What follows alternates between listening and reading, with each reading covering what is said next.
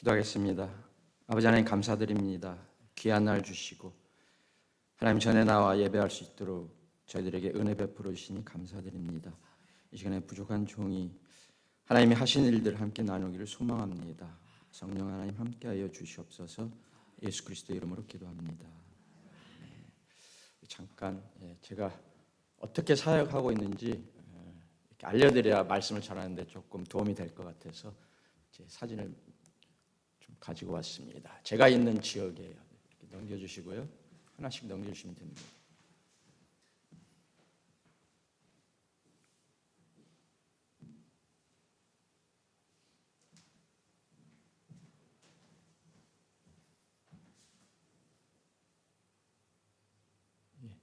특별히 그 가운데서 제가 다니면서 사역하고 있는 지역을 제가 이렇게 그려봤습니다. 지금 현재 16개의 지역을 돌면서 저는 주사역이 교회 개척 사역입니다. 교회 개척 사역을 하고 있어요. 멀리 하늘에서 본 과테말라 산 위에 등성이에 저렇게 마을들이 있어요. 제가 다 아침에 일어나면은 저희 집 앞에 저렇게 구름이 쫙 깔려 있습니다. 길가에 다니면서. 그리고 화산도 있어요. 3개의 살아있는 화산이 있습니다. 가끔 한 번씩 터지죠. 우기 때는 이렇게 가끔 이렇게 산사태가 나서 차들이 큰 바위들이 흘러내리기도 해요. 저기도 제가 막 저 앞에 지나기 전에 한 30분 전에 흘러내려가지고 잠깐 멈췄다 갔어요. 그리고 이제 제가 주로 하고 있는 사역, 교회 개척, 저는 작은 교회들을 넘겨주세요. 교회 모습입니다. 안에 땅바닥인데 이렇게 비가 오면 물이 막 들어와요. 그래서 건축하고 있죠. 이렇게 완전히 달라졌잖아요. 그래서 저들이 저것에 좀 더 나은 환경에서 예배를 드리고 있습니다. 다른 지역이고요. 여기도 이렇게 예쁘게 세워졌습니다. 넘겨주시면 됩니다. 올해 건축했던 지역이에요. 현지 마을 사람들 이제 올해 여름에 아이들 BBS 했습니다. 저기서 이거는 새로 리모델링하는 거고요.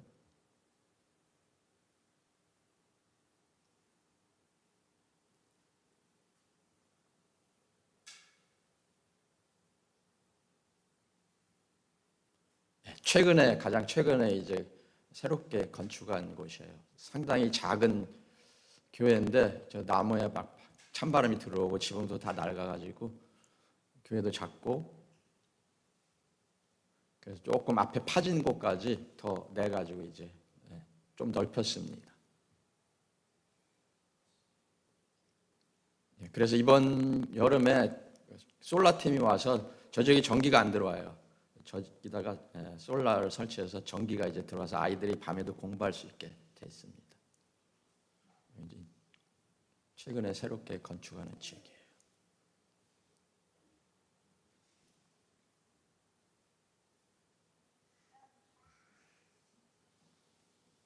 조금씩 변해갑니다. 그래서 저들 스스로 예배할 수 있도록 계속 넘겨주시면 돼요. 스스로 예배할 수 있도록 제가 하는 사역이 그 사역입니다. 제가 떠나더라도 자기들이 교회를 지키며 갈 수 있도록 산골에 있는 마을 아이들이죠. 지금 영화 사역 중이에요. 초저녁에 해가 넘어가기 전에 장소가 없으니까 땅바닥에 앉아서 예수 영화 보고 있습니다. 넘기시고요.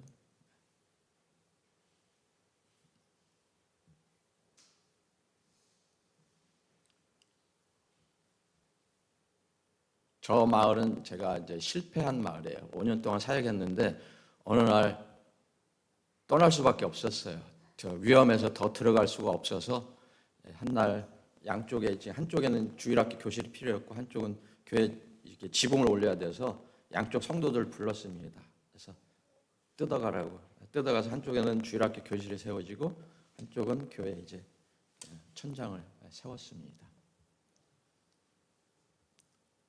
이렇게 빈터만 이제 남게 됐어요. 그래도 5년 동안 아이들을 양육했기 때문에 그 아이들이 이렇게 또 언젠가는 저게 이제 주일학교 교실이에요. 영적인 리더로 세워질 것을 기대하며 눈물을 머금고 나왔습니다.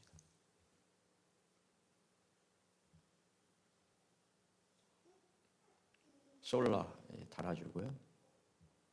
저게 화덕입니다. 아마 어릴 때 기억이 나시는 분 계실 거예요. 집에 있는 부엌.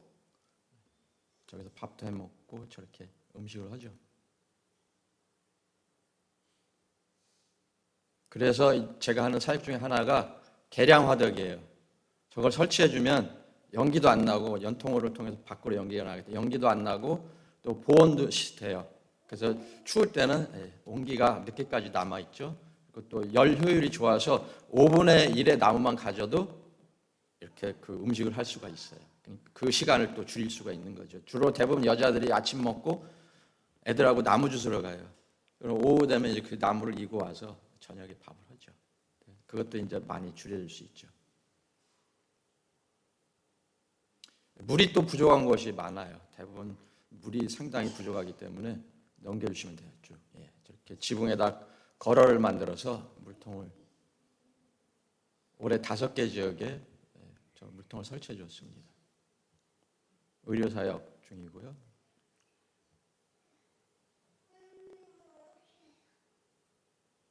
지금 이제 제가 현지 의사 한 명을 월 2회 페이를 하면서 사역을 하고 있습니다. 마을을 돌면서. 때로는 의사가 가지 않을 땐 제가 늘 약상자를 들고 다니면서 약도 나눠주고 아픈 것도 만져주고 하죠. 저런 환자들도 있습니다. 늘 저기 갈 때 제 아내예요. 그래서 옆에서 또 복음을 전하는 역할을 담당하고 있습니다. 여기는 이제 장학생들인데요. 지금 17명의 학생들에게 매월 소정의 장학금을 줘서 아이들이 필요한 학용품이나 본인들이 필요한 것들을 구입할 수 있도록 이렇게 지원하고 있습니다. 때로는 이 집은 특별히 두 집인데요. 이렇게 돈을 주면은 아빠가 술을 사 먹어요. 그래서 매달 이 아들한테 뭐를 공급해 줄까? 때로는 양식, 학용품 이런 것들로 제가 의외의 시간이 들어가는 거죠. 돈을 주면 편한데 이렇게 사러 다녀야 되기 때문에 그렇게 하고 있습니다.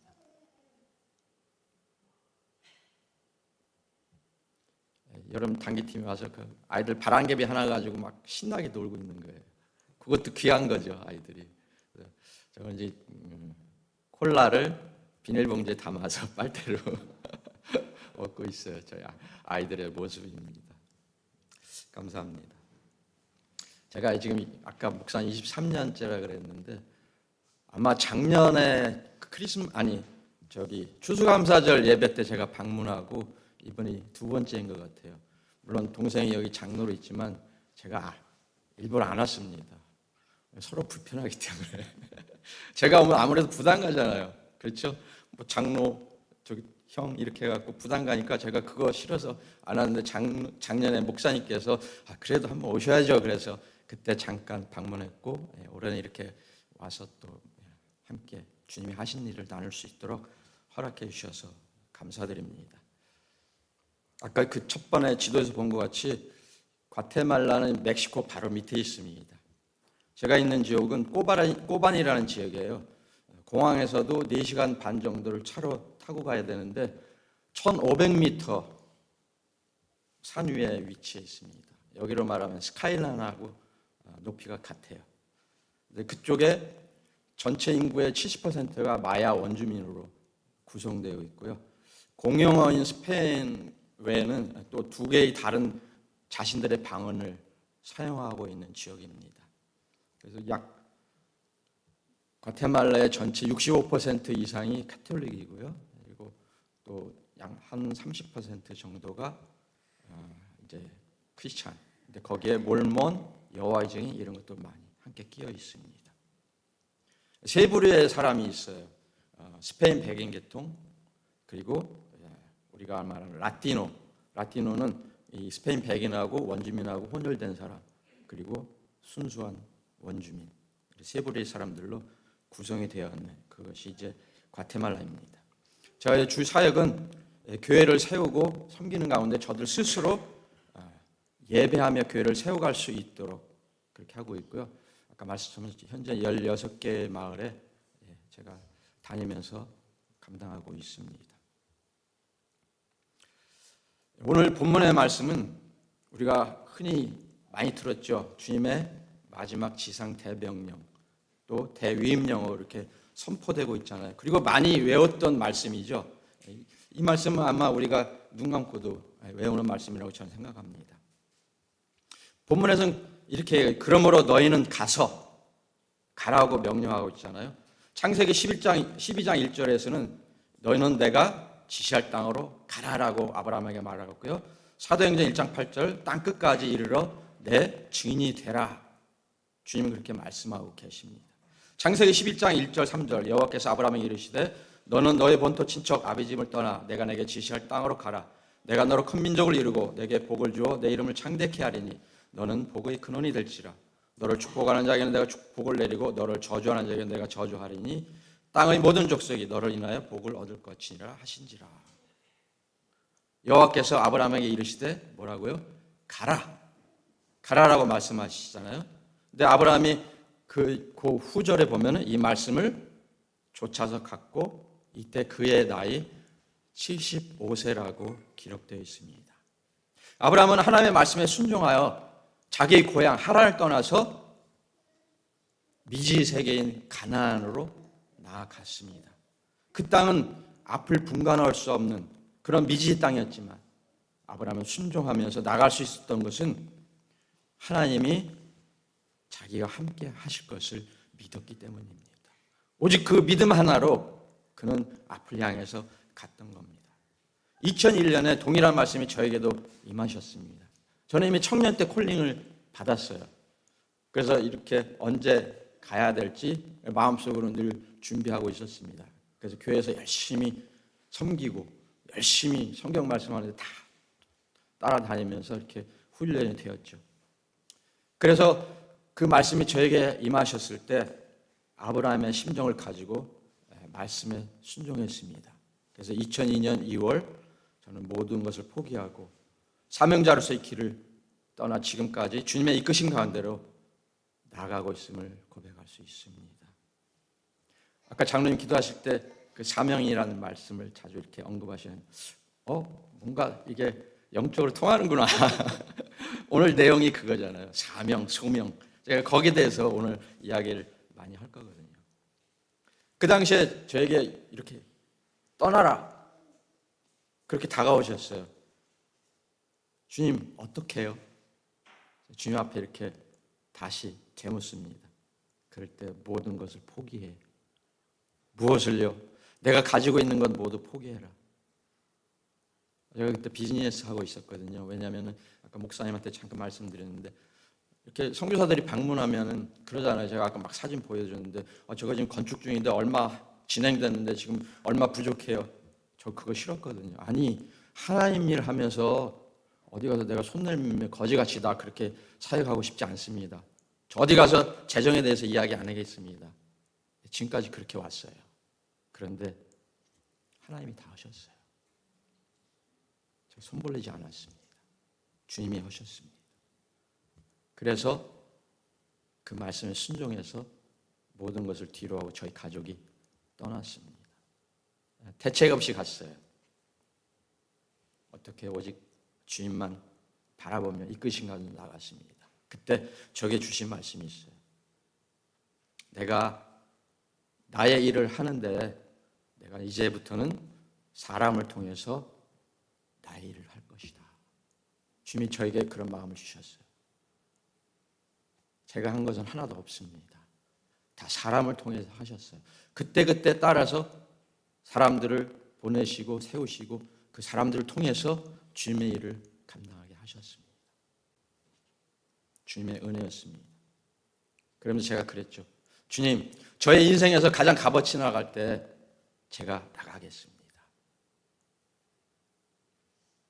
그때 제가 보면요. 교회에 11조를 제일 많이 하던 때였어요. 그리고 그때가 40대 초반이었거든요. 한창 그 나이가 왕성할 때잖아요. 막 일하고 그럴 때, 교회에서도 그럴 때잖아요. 그럴 때 저를 불러주셨습니다. 그리고 주님, 바알과 같은 그런 사역을 하고 싶습니다. 주님, 가라면 가고 주님이 멈추라면 멈추는 그런 사역을 하고 싶습니다.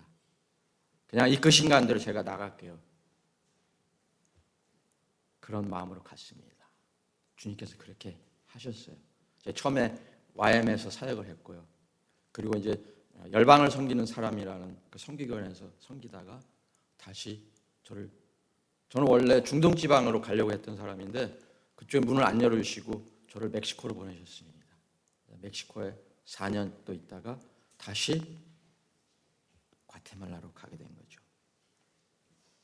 그렇습니다. 이스라엘의 권리 포기는 뭡니까? 이스라엘은 애굽에서 떠났잖아요. 자신들의 모든 것을 다 버려두고 떠났습니다. 그런데 떠났을 때 뭐가 있었죠? 홍해가 앞을 가로막았잖아요. 그리고 뒤에서는 애굽의 군대가 막 쫓아왔잖아요. 근데 하나님께서 그 길을 다 열어주셨어요. 광야에서 물을 주시고 만나를 주시고 메추라기로, 그리고 낮에는 구름 기둥으로, 밤에는 불 기둥으로 그 이스라엘 백성을 인도해내셨습니다. 그리고 호렙산과 시내산에서 말씀으로 십계명을 주시고 성막을 만들게 하시고, 그리고 뭐였죠? 그들을 예배 중심의 삶으로 나아가도록 인도해 오신 것입니다. 다시 말해서 증인의 삶을 살 수 있도록 하나님이 요구하신 거죠. 마찬가지입니다. 우리 믿음의 사람들에게도 그게 옛날 일이 아니에요. 그렇죠? 구약시대의 일이 아니라 현재 우리에게도 동일하게 주시는 말씀인 것입니다. 2절 말씀에 복의 근원이 되라. 하나님은 어느 곳에 있든지 우리 믿는 사람들이 축복의 통로가 되기를 원하고 계시는 겁니다. 가장 큰 축복은 무엇입니까? 복음입니다. 예수 그리스도를 통하여 구원을 얻고 믿음을 지키는 것으로 세상이 말하는 물질의 축복이 아닌 영적인 축복을 누리는 삶이 되어야 한다는 것입니다. 사단의 계략은 무엇입니까? 물질 만능주의. 그렇죠? 요즘엔 또 건강해야 돼. 그래서 무너지는 게 뭐예요? 사역자들이 무너지는 게 건강이잖아요. 물질이잖아요. 이런 것들을 통해서 무너뜨리는 겁니다. 그리고 또 자녀들은 어떻게 해요? 자라면서 좋은 대학교 가야지, 좋은 직장 잡아야지, 돈 많이 벌어야지. 제가 요즘에 다니면 저에게 기도 이렇게 요청하는 분들이 계세요. 제 아이가요, 지금 대학교 나와서 직장 생활하는데 교회를 안 나가요. 믿음 생활할 수 있도록 기도해 주세요. 이런 기도 제목들 많이 듣습니다. 목회자 자녀예요. 믿는 사람들이에요. 왜 그럴까요? 자녀들이 자랄 때 무엇을 먼저 요구했나요? 공부 열심히 해야지. 그래서 좋은 학교 가야지. 그리고 좋은 학교 나오면 좋은 직장 잡을 수 있고 돈 많이 벌 수 있고, 신앙보다 무엇을 더 강조했죠? 바뀌어버렸어요. 그러다 보니 아이들이 이제 집을 떠나면 이제 부모가 간섭 안 하잖아요. 뭐 풍족하게 살잖아요. 제 갈 길로 가는 거죠. 통계에 의하면 고등학교, 대학교를 졸업해서 집을 떠나서 교회를 가는 확률이 20%밖에 안 된대요. 지금은 그런 세대가 됐습니다. 사단이 그런 것들로 믿음을 지키지 못하게 계속 공략을 한다는 겁니다. 그래서 믿음의 사람들은 축복의 통로가 되어야 합니다. 초대 안디옥 교회 성도들이 그랬습니다. 그들은 그런 믿음의 삶을 살았어요. 그래서 주변에서 다른 사람들이 이렇게 보니까 저 사람들은 좀 틀리거든요. 다른 삶을 살고 있는 거예요. 그래서 뭐라고 불러요? 그리스도인. 크리스찬이 거기서 나온 거예요. 다른 사람, 믿지 않는 사람들이 보니까 완전 다른 삶을 살거든요. 그래서 저 사람들은 그리스도인이구나, 그렇게 불렀던 겁니다. 우리 믿음의 사람들은 그런 주변에 영향력을 주는 그런 삶을 살아야 된다고 하는 것입니다. 그래서 3절에 하나님이 이렇게 말씀해. 너를 축복하는 자는 축복하고 너를 저주하는 자는 저주하리라. 저는 이렇게 살아가면서 이런 경험을 자주 하게 됩니다. 그래서 때로는 그 하나님이 두려울 때도 있어요.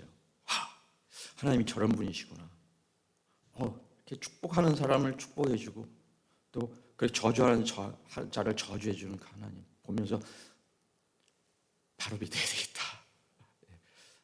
순종해야 되겠다. 순간순간 제 마음속에 들어갑니다. 그래서 아브라함은 그 말씀에 따라서 75세에 미지의 세계로 갔던 겁니다. 맞아요. 대부분 이제 사역을 하다 보면 저희 주변에 사역자들 많이 있는데 보면 뭐해요? 학교 세우고 교회 막 세우고 센터하고 그러잖아요. 눈에 보이는 거에 막 치중하잖아요. 그러다 보면 하나님은 어느 날 안 보이시더라고요. 저에게도 어느 날 그렇게 주님이 찾아오셨어요. 너 뭐 하려고 하지 마. 왜요, 주님? 네가 안 해도 내가 다른 사람 시켜서 네가 하는 거 지금 할 수 있어. 그런데 나는 너와 더 가까이 지내고 싶어. 나는 너와 더 친밀해지고 싶어. 더 깊이 교제를 나누고 싶어. 그렇게 저에게 찾아오셨습니다. 그렇구나. 우리가 뭐를 하는 것이 중요한 것이 아니라 먼저 하나님과 더 깊어지기를 하나님은 그걸 원하고 계시구나. 우리 믿음 생활하는 게 뭔가요? 성경을 보는 게 뭐죠? 말씀 듣는 게 뭐죠? 목사님 말씀할 때 무슨 얘기 하던가요? 다 세상 이야기 하시던가요? 아니잖아요. 하나님에 대해서, 교회에 대해서. 그렇죠? 어떻게 하면 하나님과 우리가 더 가까이 갈 수 있는가? 어떻게 하면 그 말씀을 지킬 수 있는가? 그런 거잖아요. 어떻게 하면 주님을 더 많이 알아가고 그분을 따라가는 것인가? 이게 우리 믿음의 삶이잖아요. 주님이 요구하시는 게 그거더라고요.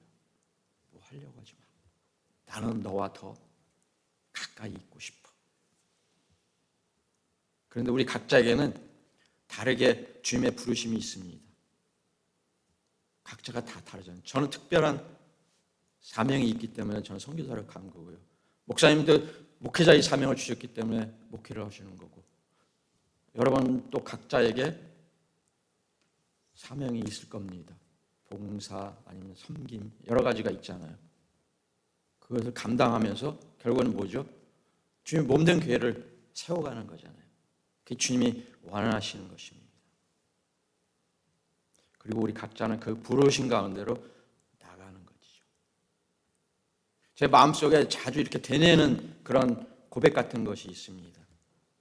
주님 말씀하시면 내가 나아가리라.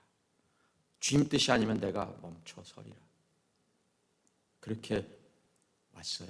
그래서 히브리서 11장 8절 어느 날 이 말씀이 저에게 다가왔어요. 믿음으로 아브라함은 부르심을 받았을 때 순종하여 장래 유업으로 받을 땅에 나갈새 갈 바를 알지 못하고 나갔으며. 멕시코에서 사역하는 가운데 이 말씀이 저에게 딱 다가왔어요. 제가 멕시코에서 사역하면 편하게 할 수 있었습니다. 거기는 공동체 사역했는데요. 집 주죠, 먹을 거 주죠, 용돈 주죠, 휴가비 주죠, 다 줘요. 거기서 그냥 하라는 대로만 하면은 편하게 제가 사역할 수 있었어요. 근데 이 말씀이 딱 왔습니다. 이 말씀 놓고 기도하는 가운데 다시 동일한 말씀으로 컨펌을 주셨어요.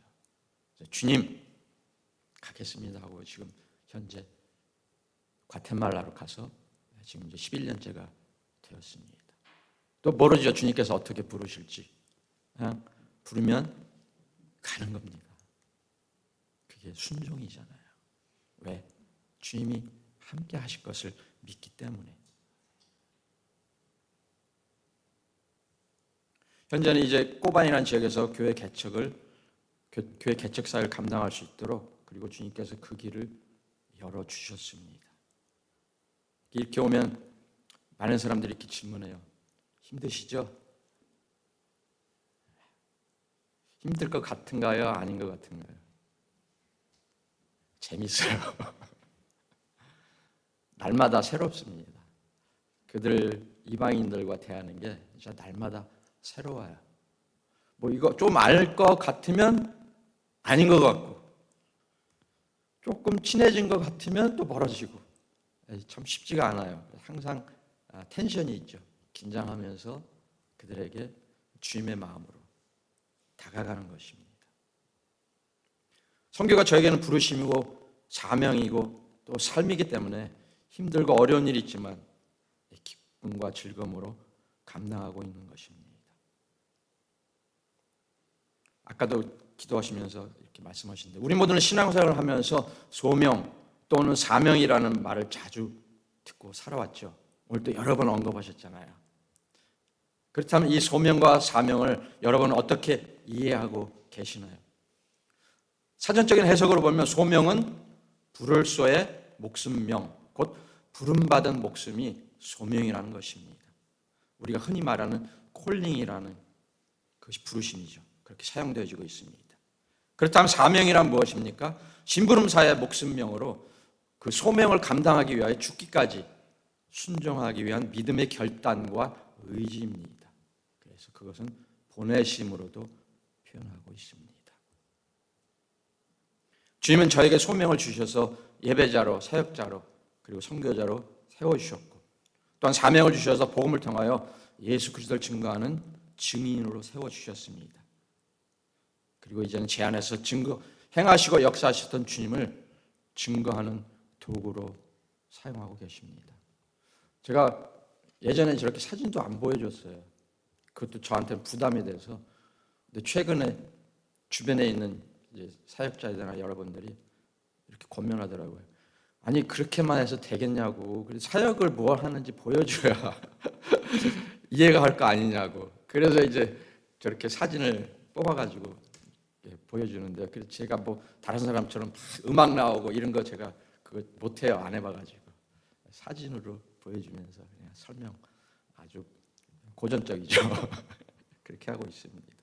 단지 제 안에서 행하시고 일하셨던 주님을 보여주는 것으로 저는 만족하고 있습니다. 주님은 이렇게 말씀해요. 떠나가라, 안주하지 말라. 저에게 있어서 그 삶은 가나안을 가는 길과 같았습니다. 날마다 안주할 수 없는 광야를 통과하는 그런 시간과도 같았습니다. 맞아요. 사역 가운데 그런 광야 같은 길들이 있었습니다. 때로는 건강 문제로 힘들 때도 있었고요. 그 물질적인 문제도 있었고, 때로는 주변에 핍박도 있었고, 조롱도 있었고요. 또 이런 교통 상황이 상당히 안 좋아요. 그래서 되게 이렇게 운전하다 보면 신경을 많이 쓰거든요. 그래서 교통적인 그런 것도 있었고, 많은 것들이 이렇게 있지만 그래도 주님이 함께 하시고 지켜주신다는 거죠. 제가 그래서 이렇게 이야기합니다. 대부분 기도 후원자 이렇게 이야기하잖아요. 되게 싫어하는 단어예요. 아니 후원자가 어딨냐고. 선교사에게 후원자가 어디 있습니까? 동역자지. 여기 계신 분들 다 목사님 동역자예요. 그렇죠? 성도이지만 동역자입니다. 여러분 여기 아무도 교회 안 오시면 목사님 혼자서 뭐 감당하시겠어요? 함께 나와서 동역을 해주니까 교회가 세워져 가는 거죠. 저는 그래서 후원자라는 소리를 싫어해요. 왠지 아세요? 후원은 어떻게 해요? 내가 후원하다가 힘들면, 싫으면 그냥 끊어버려요. 어느 순간에. 그렇죠? 근데 동역은 어떻게 되죠? 함께 가는 게 동역입니다. 꼭 물질만이 아니죠. 제가 강조하는 건 기도예요. 저는 그래서 그 비즈니스 에스 미션이라는 그런 단어를 되게 싫어하거든요. 바울은 뭐 텐트 메이커로서 그렇게, 저는 그런 소리가 싫어요. 왜? 바울도요 가서 어디 가서 재정이 부족할 때는 헌금하라 그랬고, 그리고 바울은요 교회를 세우고 그 교회들이 바울을 위해서 계속 동역자로서 기도를 해줬잖아요. 그리고 동역자가 늘 함께 있었습니다. 그렇기 때문에 감당할 수 있었죠. 혼자서는 감당할 수 없었습니다. 동역의 관계로 함께 가는 겁니다. 제가 길을 가다, 요즘에도 자주 길을 걷다 보면 이런 소리 들어요. 치노 그래요. 차이니스라는 말이죠. 그럼 제가 나 차이니스 아니야. 그러면 그 다음에 하포네스? 일본 사람? 그래요. 아니야 그래요. 다시 이렇게 막 생각해요. 아, 코리아노. 제가 웃으면서 소이 크리스티아노. 나는 크리스찬이야. 그리고 소이 미셔네로. 난 크리스찬이고 나는 선교사야. 그들에게 제가 이 땅에 왜 있는지 그렇게 해서라도 알리려고 하는 것입니다. 하루는 자주 이제 제가 느껴요. 이렇게 마을에 가면 아이들 막 끌어안고 제가 장난을 되게 좋아하거든요. 장난치고 어른들하고도 막 어깨 툭 치고 막 이렇게 해요. 집에 막 오다 보면 차 안에서 막 이렇게 이제 긁어요. 그러면 뭐가 왔구나. 이제 집에 들어와서 벗어가지고 다 빨래통에다 넣고 샤워하고 벼룩이 올라오는 벼룩이요. 그들하고 놀다 보면 벼룩이 올라와요. 벼룩이 꽤 오래 가요. 되게 모기보다 더 간지러운데 그러면 순간 이런 생각이 들어요. 내가 가서 저 사람들하고 같이 이렇게 끌어안아야 되나? 그런 생각이 퍼뜩 들거든요. 근데 저에게 이렇게 말씀을 야, 네가 그렇게 하지 않으면은 너의 사역은 거기서 끝이야. 더 이상 할 수 없어. 막 아이들이 오는데 너 그래봐요. 그러면 서먹해지잖아요. 그러다 보면 저는 거기서 사역을 할 수가 없는 거예요.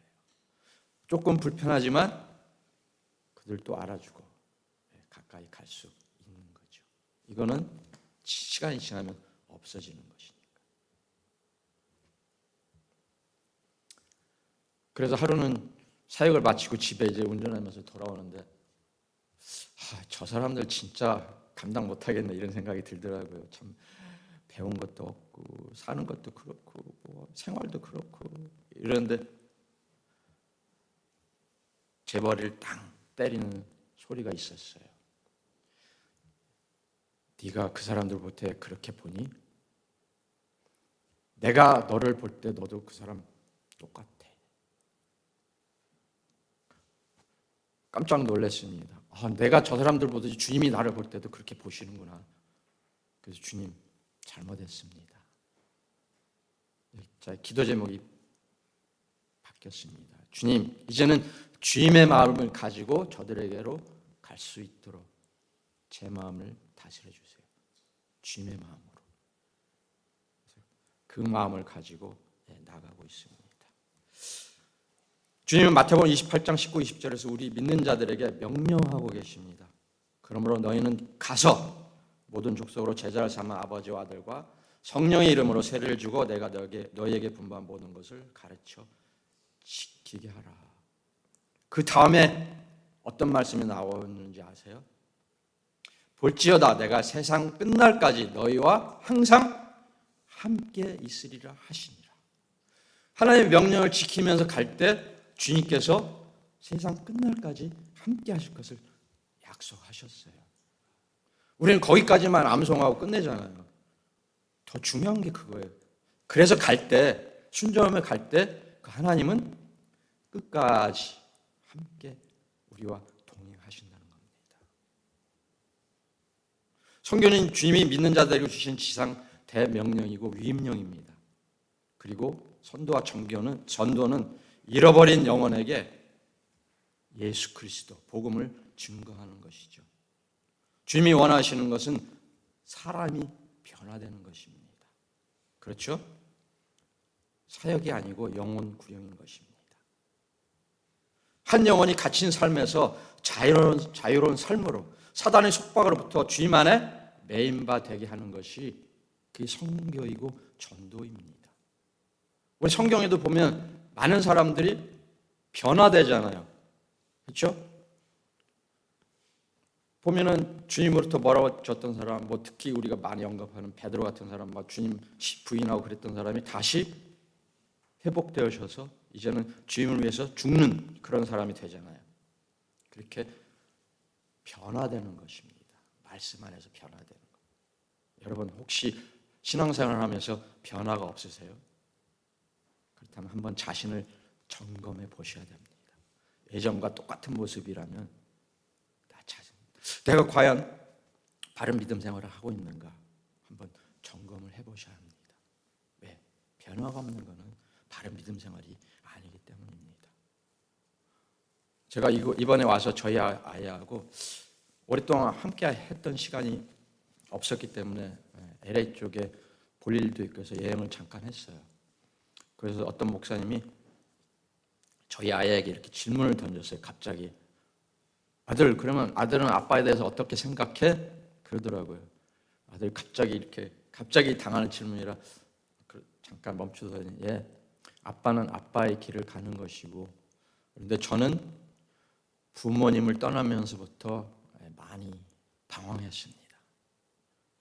그런데 지금은 성경 공부도 열심히 하고 교회에서 열심히 섬기고 있습니다. 그 말을 들었을 때 제 마음 한구석이 많이 이렇게 저려왔어요. 물론 알고는 있었죠. 근데 그렇게 다시 사람 앞에서 이야기할 때 저려왔습니다. 혼자서 저렇게 살아왔구나. 그런데 한편은 감사했어요. 왜? 믿음을 지키고 있구나. 그거에 감사했습니다. 모든 것이 하나님의 은혜죠. 은혜였습니다. 주님은 갇힌 자를 자유케 하셔서 하나님과의 관계를 온전케 하시는 것이죠. 많은 사람이 무엇을 해야 된다고 생각하지만 주님은 아닙니다. 주님과 더 깊은 관계를 소중히 여기고 계시는 것이죠. 너 뭐 하려고 하지 마. 나는 너와 더 깊은 교제를 원한단다. 그게 뭔가요? 기도잖아요. 하나님 말씀 보는 거잖아요. 예배잖아요. 찬양이잖아요. 그러면서 주님을 더 알아가고 주님을 더 깊이 경험하고 주님 앞으로 더 가까이 나가는 것이죠. 믿음 생활을 하는 이유가 천국의 소망을 가지고 주님을 더욱 알아가고 말씀을 지켜 행하는 것입니다. 그리고 선교와 전도는 아직 주님을 모르는 사람들에게 그 관계를 통해서 내가 만난 그 주님, 내가 경험한 주님을 그들에게 나누고 이해하고 하는 것이죠. 그들을 이해하고 존중하는 가운데 우리가 어떤 장기적인 안목을 가지고 복음을 증거할 수 있는 관계를 만들어가는 것입니다. 그리고 어느 시점이 됐을 때 그들에게 예수 그리스도에 대해서 이야기했을 때 그 한 영혼이 주님 앞에 돌아오는 것이죠. 만나자마자 예수 믿어 이게 아니잖아요. 관계가 상당히 중요합니다. 그래서 늘 이야기는 빵이 먼저냐 복음이 먼저냐 이렇게 이제 우리 기독교에서 이런 거 많이 다뤄요. 특히 선교사들 빵이 먼저냐 복음이 먼저냐. 빵이 먼저 갈 때가 있어요. 아주 열악하고 없는 곳에 빵이 먼저 갈 수가 있습니다. 빵이 가면은 이들의 마음이 이런 마음이 조금씩 열려요. 그래서 복음이 가면은 복음이 쉽게 들어갑니다. 근데 이렇게 탁 닫혔는데 가자마자 예수 믿어 이렇게 예수에 대해서 이야기하면은 이렇게 튕겨져 나오죠. 준비된 사람한테는 그래 바로 복음을 전해도 들어갈 수가 있습니다. 지혜롭게 우리가 해야 되는 것이죠. 그래서 선교에는 왕도가 없다고 저는 늘 이렇게 이야기합니다. 선교, 전도에는 왕도가 없는 것입니다. 주님이 주신 그 지혜를 가지고 하는 것이죠. 성경은 말씀하고 있습니다. 너희는 가만히 있어 주가 하나님 됨을 알지어다. 저는 단지 사역의 현장에서 길을 열어주는 길잡이일 뿐입니다. 단기팀이 오면은 사역을 잘 할 수 있도록 중간에서 다리 역할을 해주는 거예요. 그래서 그 사역 현장에서 잘 감당하고 또 그러면서 그 마을이 변해갈 수 있도록 그런 일들을 제가 옆에서 현장에 있기 때문에 할 수 있죠. 제가 현장에 없으면 그 일을 할 수가 없습니다. 더 잘 알기 때문에 중재자 역할을 해주는 것이죠. 그래서 저는 늘 이렇게 고백합니다. 모든 것은 주님이 하셨습니다. 제가 한 것은 아무것도 없습니다. 저는 단지 주님의 도구일 뿐입니다. 그래서 저의 사역을 이렇게 뒤돌아보면 눈에 보이는 것이 없어요. 제가 한 것이 없기 때문에 주님이 다 하셨습니다. 현장에서 저들에 의해서 주님이 기뻐하신 예배가 드려질 수 있도록 저는 단지 섬기는 것입니다. 교회 몇 개 건축했어요. 제가 몇 개인지 몰라요. 저도 카운트하기 싫어요. 왜? 카운트하다 보면 자꾸 제가 드러나기 때문에 몇 개 이렇게 하다 보면 주님은 안 계시고 저만 드러나잖아요. 그래서 몰라요. 그냥 몇 개 했고요. 아직도 몇 개 진행 중이고요. 이렇게 밖에 답할 수 없어요.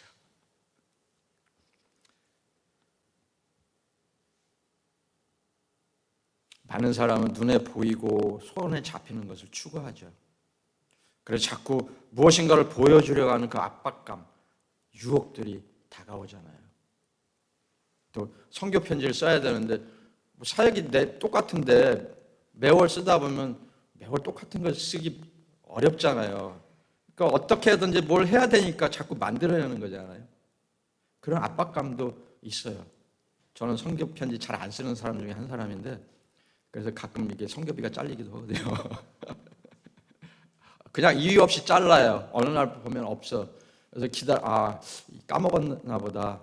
2달, 3달 기다리다 보면 그렇게 지나다 보면 이제는 잘린 거구나. 뭐 미리 노티스는 주면 괜찮게요.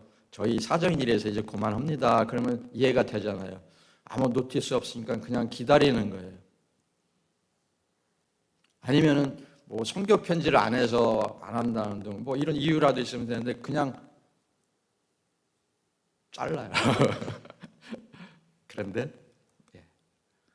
모든 것은 주님이 하시기 때문에 그것조차도 내려놓고 갑니다.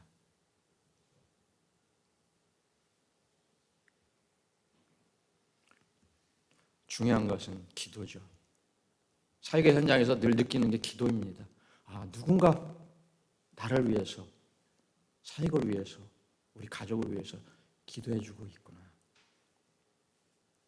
순간순간 느끼고 있습니다. 그래서 그 힘으로 가는 거죠. 물질보다 더 중요합니다.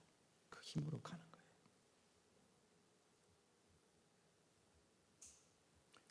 거예요. 우리는 단지 주님의 도구로 사용되어지는 것뿐입니다.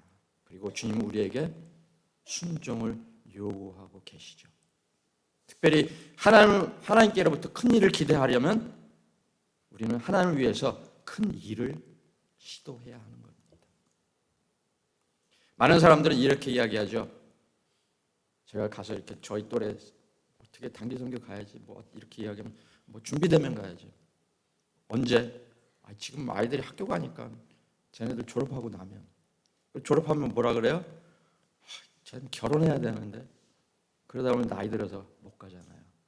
이렇게 선교 가셔야죠. 그러면 조금 이제 연세 드신 분들은 그럼 저 가서 할 수 있는 게 아무것도 없어요. 이런 대답 들으세요. 아니 왜 할 수 있는 게 없습니까? 그냥 오세요. 아무것도 안 하셔도 괜찮아요. 그런데요. 저희 24시간 저희 부부 24시간 붙어 있습니다. 제 아내가 어디 가서 이렇게 입을 좀 열어야 되는데 스트레스가 쌓여요. 오셔가지고 좀 들어주세요. 저희도 맛있는 거 좀 먹고 싶은데 오실 때 좀 맛있는 거 좀 싸갖고 오셔가지고 저희 좀 만들어서 주시고 그리고 같이 저희하고 지내다가 함께 기도해 주시고 그리고 이 땅을 봐야 기도가 구체적으로 나올 거 아닙니까? 그렇게 돌아가시면 여러분들 일주일 와서 단기 선교하는 것보다 저희가 더 힘내서 감당할 수 있는 게 이 사역이 더 큽니다. 제가 그렇게 외치거든요. 사람들이 이해를 못 하더라고요. 왜 그런지. 왜? 내가 가서 무엇을 해야 된다고 생각하기 때문에 그래요. 무엇이 더 효과적인지 몰라요. 오면 뭐 그냥 먹고 놀기만 합니까? 그 땅을 밟으면서 기도하고 그 백성들을 보고 이 땅이 이런 곳이구나. 이 백성들이 이런 백성이구나. 그래야 기도가 바른 기도가 나오잖아요. 단기 선교하면 거기만 보고 속 가잖아요. 잘 못 봐요. 전체가 그런 줄 알지. 그래서 선교사 한 사람에게 하는 것도 중요한 사역이라고 저는 그렇게 생각합니다. 그래서 저는 이렇게 고백해요. 선교사는, 목사님은 기도를 먹고 사는 사람이다. 기도 없이는 못해요. 쓰러질 수밖에 없습니다. 한 발자국도 나갈 수 없습니다. 한 걸음 내디딜 때 주님은 일을 하세요. 홍해 앞에서 어떻게 했죠? 다들 두려워했잖아요. 모세를 막 욕했잖아요. 그런데 어떻게 했죠? 지팡이로 딱 내디뎠을 때 갈라지잖아요. 요단강 앞에 물이 막 차고 넘쳤을 때 어떻게 했죠? 제사장들이 발을 한 발 딱 내디니까 딱 멈췄잖아요. 건너갔잖아요. 그들이 그냥 물이 넘치니까 우리가 못 건너가겠다 그러면 어떻게 돼요? 못 건너가는 거예요. 그런데 한 발 내디뎠을 때 하나님이 일을 하신다는 겁니다. 가만히 있으면 하나님도 잠잠하세요. 우리가 한 발 나갈 때 그때 주님은 일을 하시는 줄 믿으시기 바랍니다. 그럴 때 세상 끝날까지 너희와 항상 함께 있으리라 주님은 그렇게 약속하셨습니다. 그래서 믿음은 부르심이며 순종입니다. 갈 바를 알지 못하고 나갈 때 주님께서 그 발걸음을 인도해 주십니다. 주님이 우리 각자에게 원하시는 것은 무엇입니까? 지금 나는 어디에서 누구와 가장 많은 시간을 보내고 있습니까? 한번 생각해 보시기 바랍니다. 앞에서도 말씀드렸지만 제 안에서 자주 되뇌는 말이 있습니다. 주님 말씀하시면 내가 나아가리라. 주님 뜻이 아니면 내가 멈춰 서리라. 오 주님, 나를 이끄소서. 저도 변질될까 봐 늘 제 마음속에 그렇게 다짐합니다. 주님의 가장 큰 주님의 첫사랑을 잃어버리지 말자. 주님께 향한 그 내가 드렸던 첫 마음을 잃어버리지 말자. 늘 제 속에, 그리고 다른 사람들한테 제가 일부러 그렇게 이야기해요. 첫 마음 잃어버리지 마세요. 우리가 신앙생활하면서 첫 마음 잃어버릴 때 많잖아요. 부부생활하면서 첫 마음 잃어버릴 때 많잖아요. 그러면 뭐예요? 싸우잖아요. 다시 첫 마음, 주님께 향한 첫 마음 가지고 가는 것이죠. 그게 믿음이라고 저는 또 생각해 봅니다. 그래서 제가 이제 아까 그런 골짜기를 이렇게 많이 운전하면서 많이 다녀요. 때로는 혼자도 많이 다녀요. 다니면은 할 게 뭐 있습니까? 거기 보면서 때로는 아름다운 모습 볼 때는 어떻게 주 하나님 지으신 모든 세계 이런 찬양도 하고 또 어떨 때는 주님 말씀하시면 내가 나가리라 그 산악 지역을 다닐 때는 그런 찬양도 하고 또 사역을 하면서 힘들고 어렵고 지칠 때는 이런 찬양을 자주 부릅니다. 제 마음을 다지기 위해서.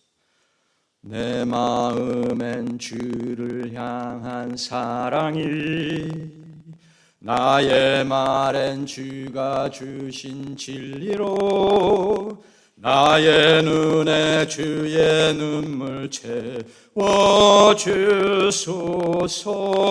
채워주소서.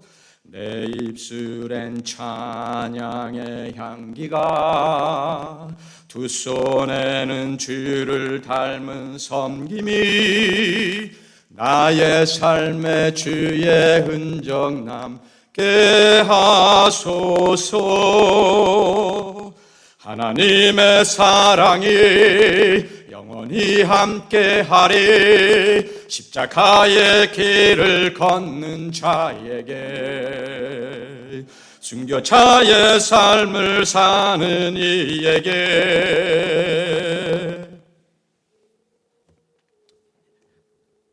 조롱하는 소리와 세상 유혹 속에도 주의 순결한 신부가 되리라. 내 생명 주님께 드리리. 조롱하는 소리와 세상 유혹 속에도 주의 순결한 신부가 되리라. 내 생명 주님께 드리리. 내 생명 주님께 드리리. 이 찬양을 부르면서 저의 마음을 이렇게 다지기도 하고요. 제가 이렇게 방문하면은, 예전에 부모님이 계실 때는, 제가 다음 주면 다시 돌아가는데, 늘 부모님과 이렇게 떨어져 사역지로 돌아갈 때는 제가 이런 마음을 가져요. 이 시간이 부모님과 나와의 마지막 시간이 될 수 있겠구나. 그래서 마음속으로 이 시간이 마지막입니다 하는 그런 마음으로 제가 늘 사역의 현장으로 떠납니다. 이제 부모님은 다 주님 품에 안 계시고 이제 아들 하나밖에 없어요. 이제는 그 아들하고 헤어지면서 떠날 때는 그런 마음으로 떠나요. 어쩌면 이 시간이 이 아이와 나와의 마지막 대면이 될 수도 있겠구나. 이 찬양과 같이 그런 마음으로 다시 사역의 현장으로 돌아갑니다.